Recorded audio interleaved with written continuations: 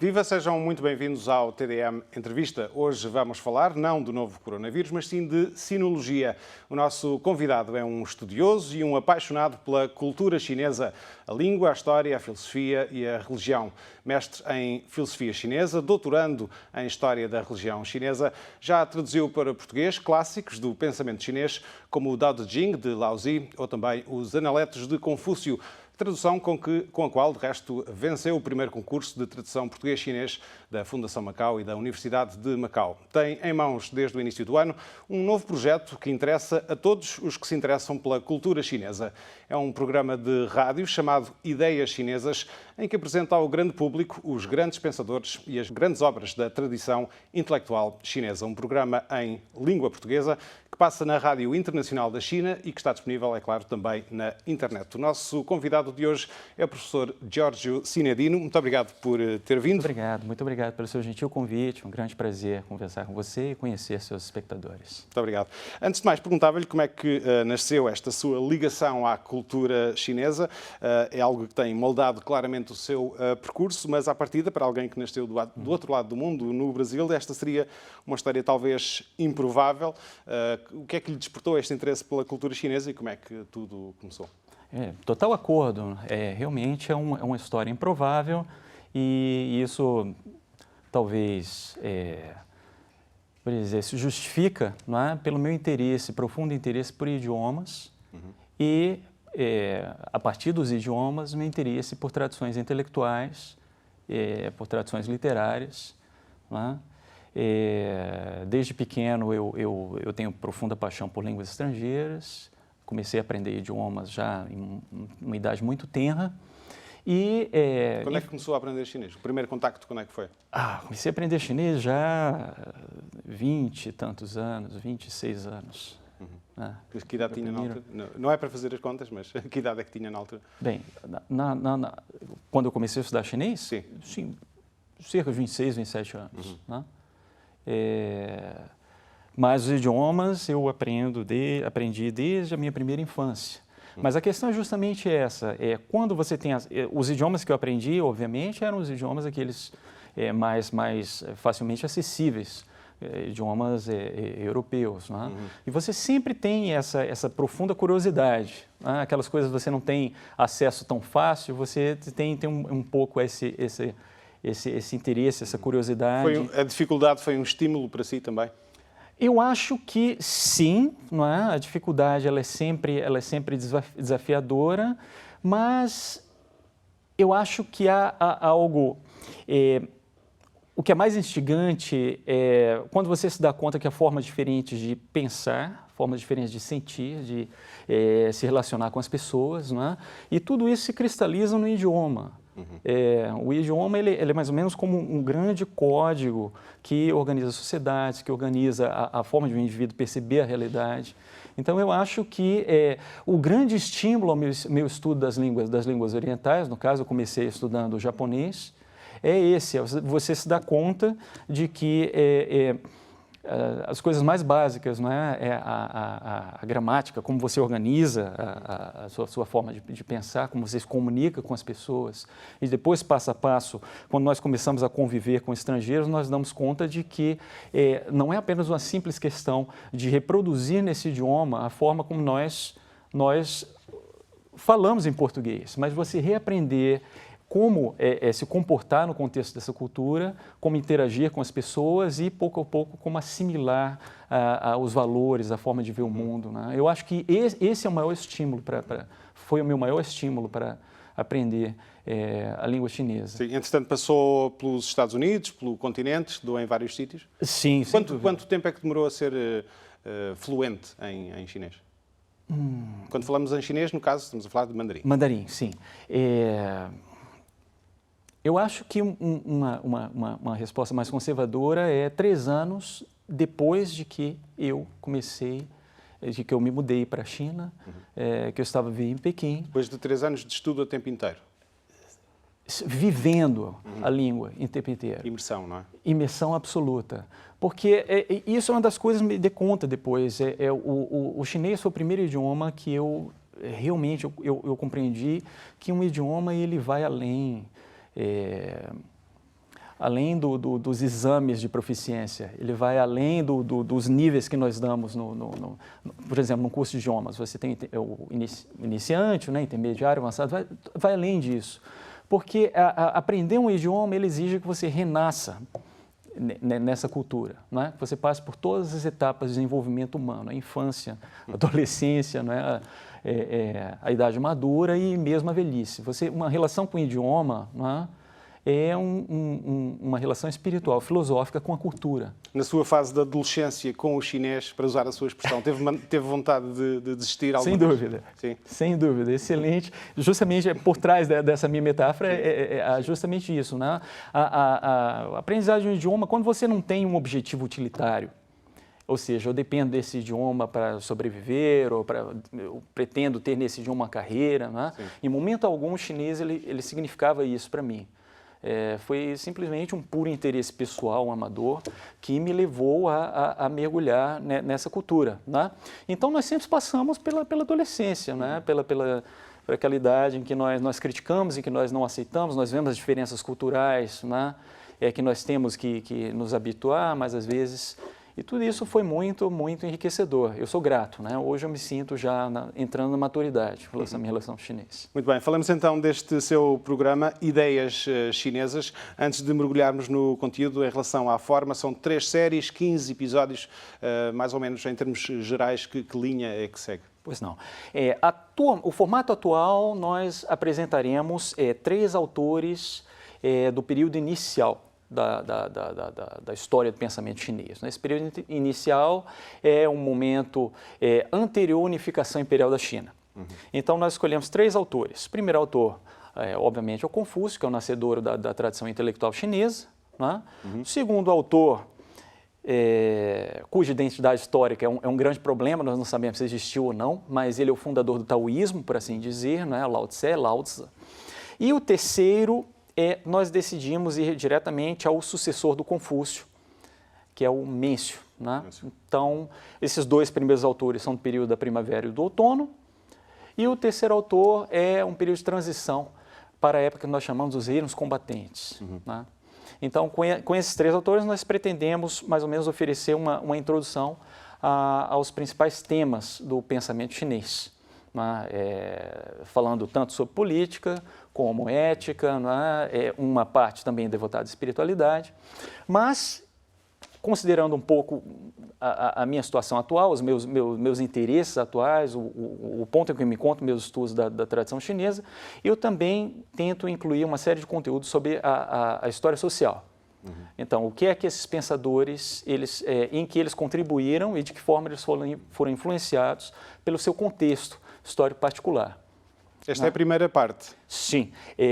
Só para termos uma ideia, o que é que se segue na estrutura? O que se segue, bem, no momento, para este ano, né, o nosso planejamento envolve esses 3 autores, mas o meu interesse é de continuar, levar esse projeto adiante por mais ou menos 1.500 anos.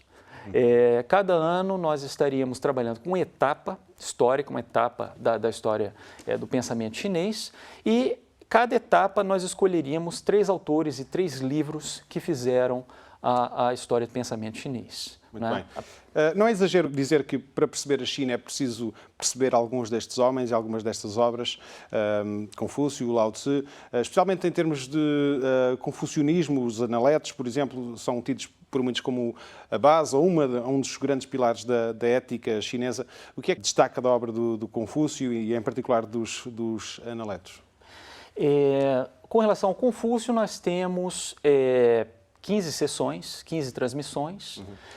Nós dividimos as 15 transmissões em mais ou menos 2 partes. Uma primeira parte é uma parte histórica.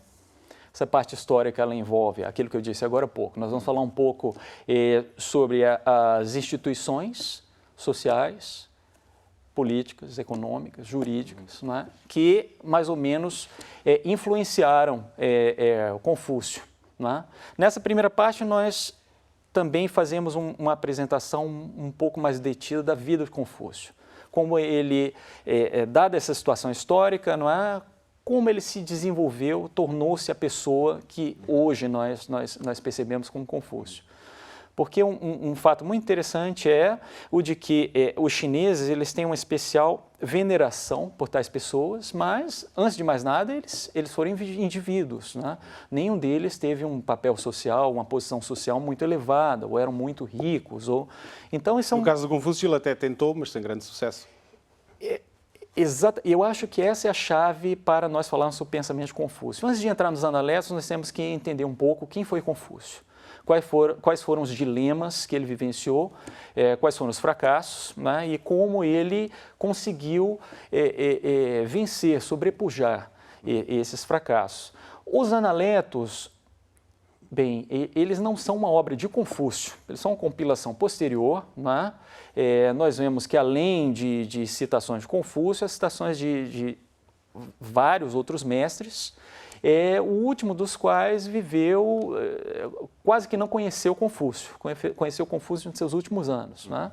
Os Analectos também dão um insight, uma intuição muito interessante sobre a vida pessoal, a interação pessoal de Confúcio com esses alunos. Então, os Analectos eles servem mais ou menos como um esboço, um panorama, não é, do que foi o confucionismo no seu primeiro momento.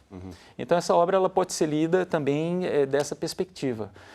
E quais é que são, então, os valores centrais, fundamentais desta ética confuciana?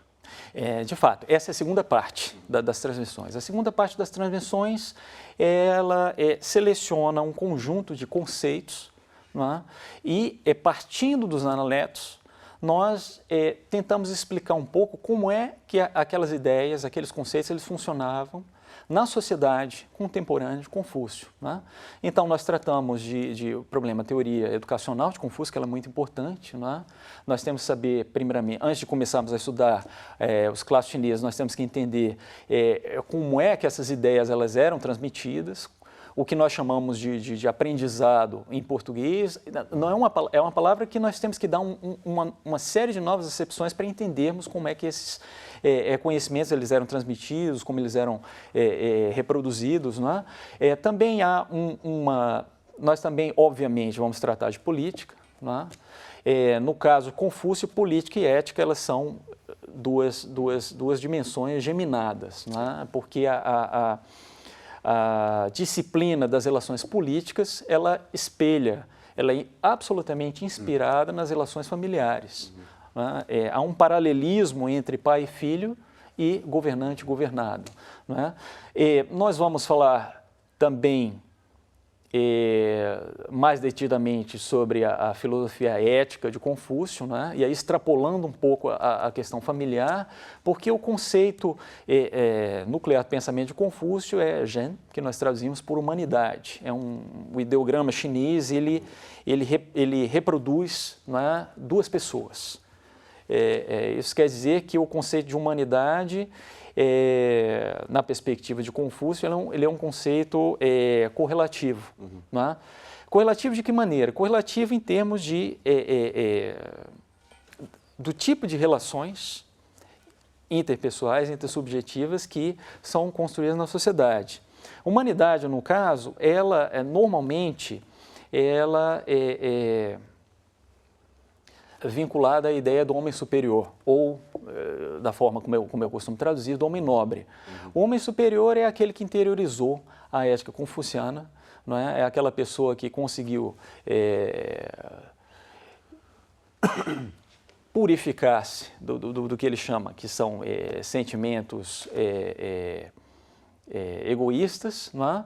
E que, por meio desse processo de aprendizado, de purificação espiritual e moral, ele se vê numa situação em que ele naturalmente se torna o governante da sociedade. Né? Então, o confucionismo ele tem essa ideia de que toda pessoa que se destacou no aprendizado confuciano, ela deve, de uma forma ou de outra, trabalhar no governo da sociedade. O confucionismo, se for considerado uma religião, é uma religião sem transcendência na prática, mesmo que formalmente exista esse princípio do céu, por exemplo, é sobretudo uma ética social, uma ética de poder, não é? Sem dúvida, esse é um problema extremamente complicado, porque o que nós chamamos de confucionismo, obviamente, com um pensamento que existiu por 2.500 anos, que continua a existir, né, nesse século, obviamente, continua a se desenvolver, nós vemos várias etapas no confucionismo que seguem um pouco a imagem de Confúcio. Né? O confucionismo, originalmente, Confúcio viveu numa época em que os valores estavam em crise. Obviamente, isso inclui a relação entre homem e deidade. Né? A concepção de Céu era conhecido como a deidade protetora da dinastia de então, da casa de Zhou. E no momento em que Confúcio veio ao mundo, a casa de Zhou estava em decadência. Então, muitas vezes dizem, a religião confuciana ela é uma religião imanente, ou é uma religião que não tem, é uma religião social, é uma religião... isso tem um pouco a ver com a época em que viveu Confúcio. Porém, o confucionismo, ele também tem um profundo interesse em questões de sacrifícios religiosos, culto a antepassados. Né? Então, isso, obviamente, né, desde o início, nós não podemos negar que o confucionismo ele tem uma dimensão religiosa. O que é mais definitivo para transformar o confucionismo realmente numa religião foi a transformação que aconteceu no final da dinastia Tang, a dinastia Tang, e a passagem para o período da dinastia Song. Que nesse momento, o Confúcio, a persona histórica do Confúcio, ela foi reconstruída para reproduzir um pouco as características do que o budismo chama de Bodhisattva. Né? Então, Confúcio, chegado a esse momento, chegado à dinastia Song, ele mais ou menos que se torna realmente como um santo. Né? Ele viveu, ele morreu, mas ele nunca errou, ele nunca... as tentações que ele sentiu, de certa forma, eram uma maneira de ensinar aos seus discípulos como você deve ter força diante das dificuldades. A geografia do Confúcio. A terminar este capítulo, perguntava-lhe o que é que nos dias de hoje, em termos concretos, no dia-a-dia, na mentalidade das pessoas, da população chinesa, de uma maneira muito geral, o que é que pode ser entendido como reflexo deste património, deste legado confucionista? Há desde logo a questão do ritualismo, sem dúvida, mas não só. Isso é uma questão muito profunda. Nós precisaríamos muito tempo para falar, para respeitar, para prestar esse assunto o devido respeito. Né? Em primeiro lugar, nós temos que partir um pouco da forma de o chinês perceber a visão que o chinês tem de sua cultura, a visão que o chinês tem das influências que recebeu. Todo chinês, ele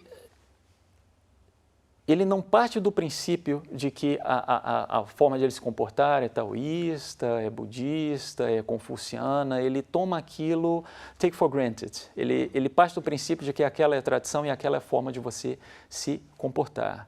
Não é?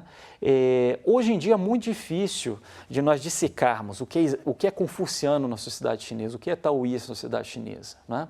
Isso tem um pouco a ver também com esse processo que eu acabei de me referir, que particularmente a partir da dinastia Song, os chineses, né, eles começaram a propalar, né, a defender que não há diferenças fundamentais, essenciais entre as três doutrinas, né? Budismo, taoísmo, confucionismo. Então, eles deixavam para os especialistas, para os scholars, que debatessem essas questões. Né? Tanto que hoje em dia nós vemos, aqui em Macau, isso é evidente, nós vamos em qualquer templo budista, nós vemos elementos dos outros dois. Né? São as três escolas, os três pés do tripé chinês, o confucionismo, o taoísmo e o budismo. Falando de taoísmo, perguntava-lhe se faz sentido pensar no taoísmo e no confucionismo como dois polos que de alguma maneira se equilibram, duas energias diferentes, uma espécie de yin e yang, um mais orientado para a vida social, para as relações sociais, o exercício e a legitimidade do poder, outro mais libertário, mais individualista, menos dado às convenções sociais, que seria o taoísmo. Eles têm esta função, digamos assim, de se corrigirem um ao outro? Concordo plenamente, eu acho que essa é uma forma muito interessante, muito inteligente de se consolidar um pouco as polaridades, né?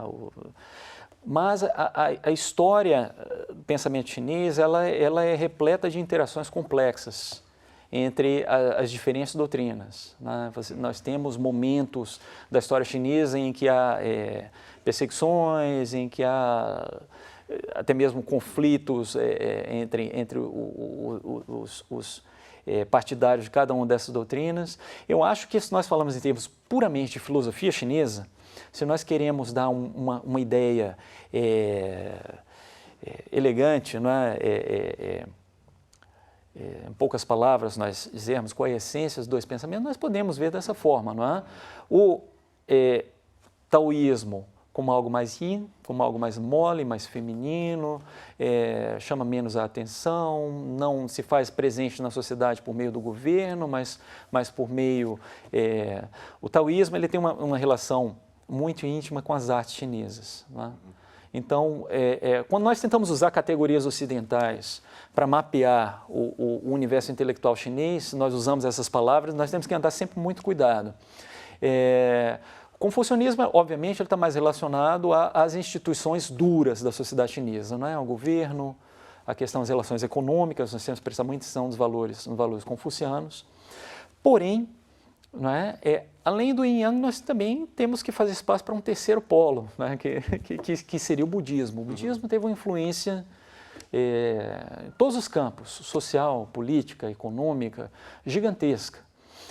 Mas, infelizmente, o budismo ele carregou um estigma um pouco na sociedade chinesa de que ele era uma doutrina estrangeira, uma doutrina bárbara.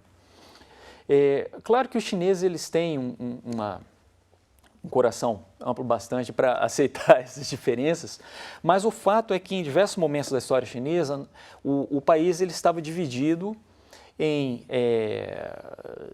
regiões, né, autônomas politicamente, que guerreavam entre um e outro, e normalmente essas regiões elas contrapunham os chineses de um lado e essas nações bárbaras de outro. O budismo, então, ele ficou um pouco relacionado, até mesmo politicamente, com essas nós podemos dizer que são realmente dinastias, né, que se formaram, dinastias bárbaras se formaram normalmente no norte da China. Sim. Ao nível do apoio e da oficialização, digamos, e da disseminação do budismo, penso que foi na dinastia Song que houve um grande incentivo e uma grande receptividade nesse sentido. Sempre. Esse é um outro tema extremamente interessante de como o Estado chinês, de um lado, ele tenta tornar-se o único patrocinador das religiões, movimentos religiosos, e de outro, ele tenta estipar um pouco movimentos populares que sejam, que antagonizem as instituições estabelecidas, né? No caso da dinastia Song, o caso da dinastia Song é um caso delicado, porque ao norte você tinha a dinastia Liao, que era uma dinastia bárbara, e que tinha o budismo como religião oficial. Então, na dinastia Song, nós temos um patrocínio estatal, mas a intelectualidade confuciana, nós podemos dizer que lançou uma guerra ideológica secular contra o budismo que prejudicou o desenvolvimento de longo prazo. Tanto da religião organizada, né, do Samgha, que é a comunidade monástica, como também influenciou de forma negativa, não é, a difusão do pensamento budista. Mas, como é muito peculiar do pensamento chinês, não é, mesmo havendo esse conflito entre diversas formas de pensamento, eles ainda continuam a absorver ideias, sobretudo as boas ideias das outras doutrinas. Então, o confucionismo da dinastia Song, ele absorveu muitas coisas que, vistas de uma forma objetiva, são fundamentalmente budismo. Por exemplo, a prática meditação, né? Como eu disse agora há pouco, o estatuto que o Confúcio tem na religião chinesa depois da dinastia Song é algo praticamente um Buda, não é? Mas é óbvio que os intelectuais chineses da época eles não aceitariam essa forma de ver as coisas. Penso que lá em casa as pessoas, de uma forma geral, estarão mais familiarizadas com o budismo do que com o taoísmo. Falando um pouco mais do taoísmo, o que é que se pode dizer sobre o taoísmo quando no próprio Tao Te Ching se diz que falar do Tao, o Tao do que se pode falar não é o Tao eterno? O que é que resta para dizer? Bem, o Tao Te Ching tem apenas 5.000 caracteres chineses, né? Mas é um dos textos mais comentados, mais traduzidos globalmente, de todas as culturas, né? Isso significa que há uma infinidade de ângulos dos quais nós podemos falar sobre essas questões. Em primeiro lugar, acho que é importante, eu dou muito valor à história social do pensamento. Então, o taoísmo ele tem duas vertentes. Uma vertente, os chineses dizem que é a vertente chamada filosófica, né? Tao Jia. Essa vertente filosófica, ela mantém uma relação fácil, amigável, com o confucionismo. E é desse ponto de vista que nós podemos falar do confucionismo como Yang e do taoísmo como Yin. Mas o taoísmo ele também tem uma dimensão religiosa, Tao, Jiao, né? Essa dimensão religiosa ela tem uma história social muito complexa. O taoísmo religioso ele estava por trás das primeiras grandes revoluções sociais que aconteceram no final da dinastia Han e que, de uma forma ou de outra, promoveram a destruição da dinastia, né? Então, esse é um primeiro ponto que nós temos que enfatizar. O taoísmo ele tem uma relação complexa, particularmente se considerado do ponto de vista religioso. Hoje em dia, você mencionou o primeiro verso do Tao Te Ching, né? Atualmente, há pessoas do ponto de vista da filosofia analítica, né? Filosofia da linguagem, eles tentam explicar um pouco o Tao Te Ching como aliar o Tao Te Ching ao pensamento Wittgenstein, como falando sobre as limitações do idioma, né? Mas nós não podemos nunca perder de vista que o Tao, tal como era originalmente interpretado pelo autor do Tao Te Ching, ele era percebido como caminho do céu. Tao significa caminho, também pode significar falar, né? E daí vem as dificuldades de interpretação e de leitura do texto. Tian Tao, ou caminho do céu, ele, da forma chinesa de ver as coisas, um pouco sobre a lei natural fundamental que subjaz à transição das 4 estações. É o fluxo do que os chineses chamam de Qi, que é a energia vital, que é o princípio fundamental que constrói a realidade, né? Para os filósofos chineses antigos, tudo nós vemos, tudo que existe no mundo é uma conjunção dessa energia fundamental, né? Que tem 2 polaridades, Yin e Yang. Então, eu acho que o Tao sobre que nós não podemos falar é o Tao que deve ser intuído, né? Os taoístas pensam dessa forma. Ele deve ser intuído como ginástica taoína, aquelas práticas religiosas taoístas, né? Meditação, técnicas respiratórias, dietética, né? E depois, com o desenvolvimento, obviamente, da religião taoísta, surgiram o que eles chamam de alquimia interior e alquimia exterior, né? Então, o Tao, aí, para o Lao Tse, ele tem uma dimensão prática, né? Ao compreender o que subjaz a transição das estações, você entende o que é que leva o ser humano a envelhecer e morrer.